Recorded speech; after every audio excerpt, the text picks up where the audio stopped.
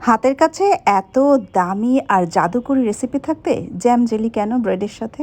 তো সকালে উঠেই যদি আপনি এই রেসিপিটা মানে বানিয়ে ঘরে রাখতে পারেন এবং খেতে পারেন, তাহলে আপনার সব ধরনের রোগ গায়েব। তো চলুন জেনে নেওয়া যাক কালো জিরার এক ক্রিম চেঞ্জার রেসিপি।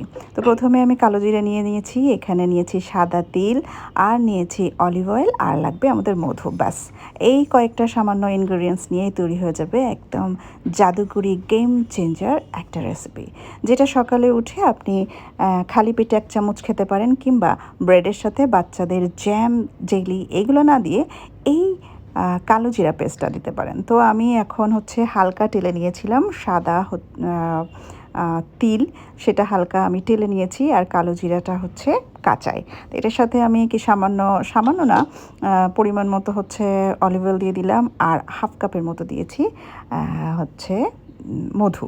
তো এটা ভালো করে ব্লেন্ডারে দিয়ে ব্লেন্ড করে এরকম পেস্ট বানিয়ে নিতে হবে।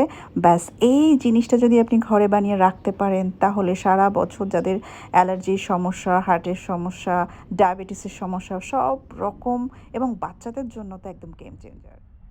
সো দেরি না করে আজই বানিয়ে ঘরে রেখে দিন, এবং ভিডিওটি ভালো লেগে থাকলে like, comment and share. Thank you.